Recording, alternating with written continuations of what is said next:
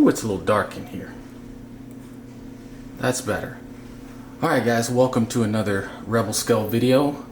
Today I'm actually going to be doing a bit of a tool review, but first off, I want to give you guys an update on the cargo gunship, the cargo dropship, what do you want to call it. So far, it's a 3D printing kit, so it's been a lot of putty and then prime and then putty, and you know, as you can see, there's still stuff that just looks. It doesn't look great to me. I'm not too sure what I'm going to do about everything. I'm going to try to smooth it out as much as I can. There's some support marks right there that I need to deal with. Most of the puttying I did with epoxy sculpt. Now I've come back with some Tamiya putty. That's just a good one that I like to go to when I'm doing smaller gaps. It still gets a little bit too brittle, and most of the sanding that I've been doing has been with stuff like this. But wanted to talk about something that makes your life, and certainly my life, a lot better, and that is this guy. This is the David Union oscillating sander. It is corded, it's not wireless, but it is an amazing product, and it's made in Japan. It's about $100, and you get the oscillating sander, and then you get a box of little attachment tips, including some metal ones to get into like circular areas, and then you get self-adhesive sandpaper of, I don't know, this is like medium grit sandpaper, so you could use any kind of sandpaper you get. It just needs to be some kind of self-adhesive type, because what you do is you will adhere the bit to the sandpaper and then cut around it so that, you know, you're left with something that is that fits the actual application tip that you're using. Let me show you the on button. I love this thing. Very gentle. I mean, when you just turn it on, it's very gentle. Yeah, don't let your wife near it. Whew. It's not gonna like eat through the paint at that speed, and that's one of the things that I like most about it. Now you can go all the way up, but I love the control that you have. They make two rotary tools, kind of like Dremels as well, and I think I want to get one eventually, because being able to go at a very low speed like that, most Dremels start out about like 10,000 RPMs, so being able to drop it down to a much lower speed, which I think the rotary tools have, that would be pretty beneficial. And certainly this is smaller than like the Proxxon stuff that is, you know, really giant, and you need to plug it into a certain thing, and then you probably want to get the foot pedal and all that jazz. I'm not sold on all that, but for this thing, for 99 bucks, I think is what I paid, plus I think it was free shipping because I got it from a guy in the US. If I can find it on eBay, I'll put the link in the description, but this thing is just really, really cool.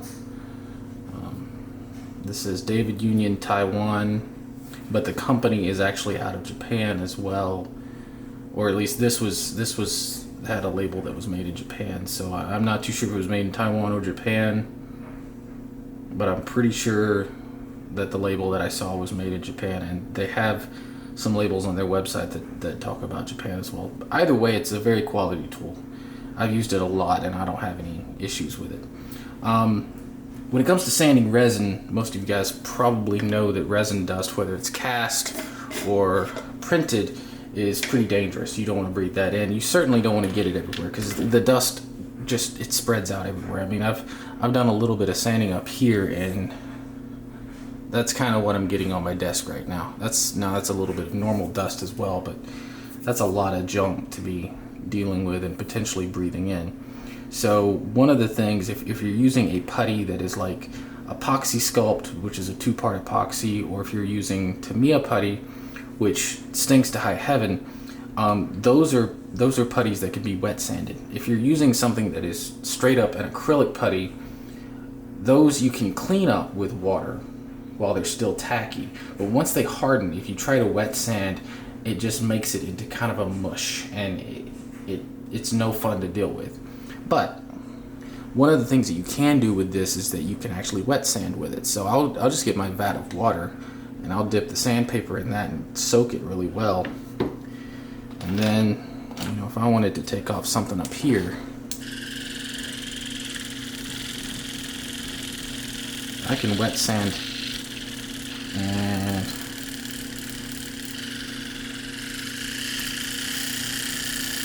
no dust. Now you do have to keep redipping it because it's going to dry out pretty quick and become kind of a slurry sludge, but that's an amazing thing that you can do. Now for these support beams, dip it in the water again, the magic water.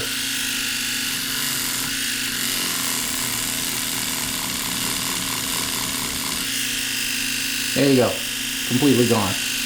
Now it obviously went below the paint there, but I mean this is just primer anyway, so I don't really care. Got a little nodule or something right there. Get rid of those. Get rid of that one. Get rid of that one. They're still there a little bit.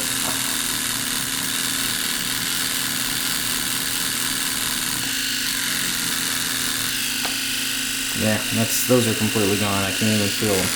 The ones down here I can just kind of feel. I'd already hit these previously, but they're still there. There's something right there. Let me get that to focus a little bit better. Something right down there, so I'm just gonna hit that gently. Yep, that took care of that. Any general smoothing of the piece.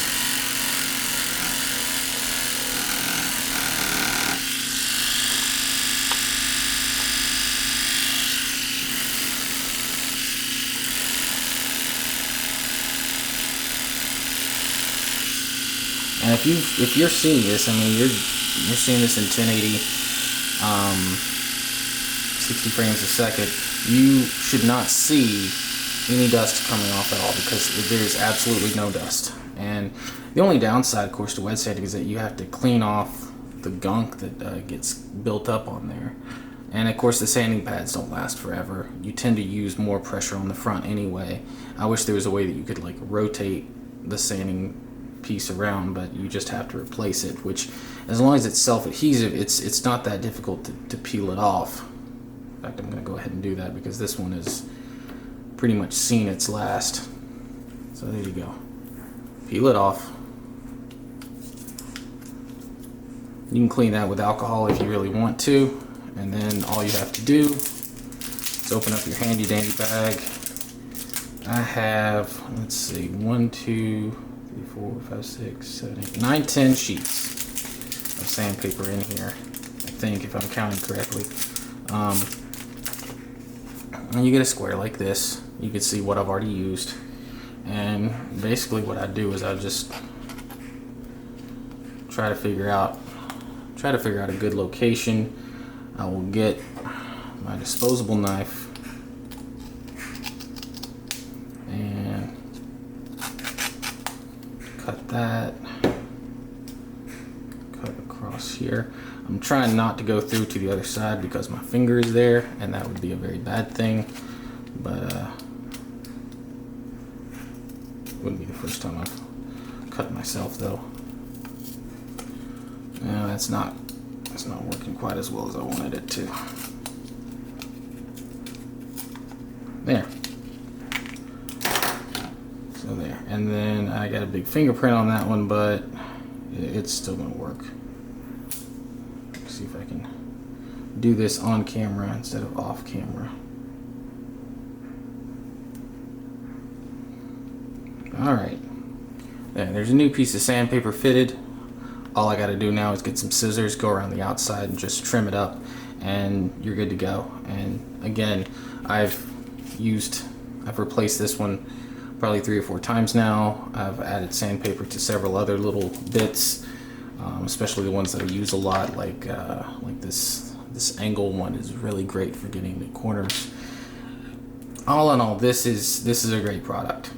If you do a lot of sanding or work with resin kits, this is worth getting, and it's worth learning how to wet sand, because it's going to be a lifesaver for you. Only other two tips that I got is, number one, clean out your water. You don't want to start painting and using this water because it's going to have dust, resin dust in it, which is going to give your paint a texture. And you're going to have to rinse off this, because this is going to dry up on there and it's going to look bad. So get like a toothbrush. I've got kind of a messed up toothbrush that I use to just, wash that off in a sink or something, and it'll come right off, because it's no longer bonded to the surface. It's just sitting there. It's just dust at this point. But yeah, wet sanding, David Union, power sander, pin sander, oscillating sander. This is the 400. There's a 400D, I think, and the D just means that it comes with more accessories. The 400 is the same thing. It's that way with all of their things. I think the rotary tool's like a 300 or something, and there's like 300F, 300H, 300 whatever. The letters just mean that it comes with different things. The actual unit itself is the same. But you can email the company. They're very good at getting back to you. You can order directly from them. There are eBay sellers that have them as well at good prices.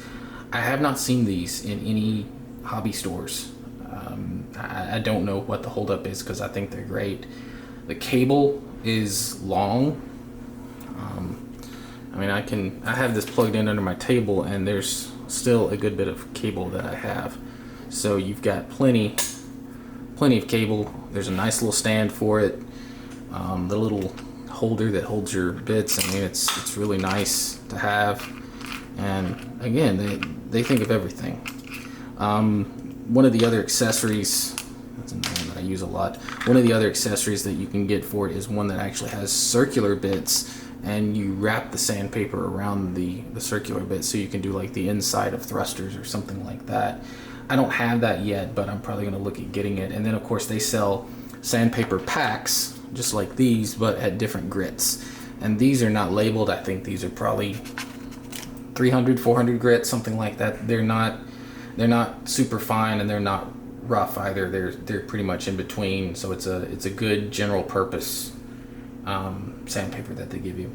But anyway, I'm going to get back to this. I need to get everything sanded and primed again.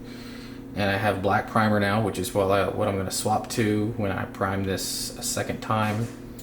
And try to finish it up. Try to get onto the painting process. Anyway, thank you for tuning in. Shoot me any questions that you have, and hope you guys have a good day.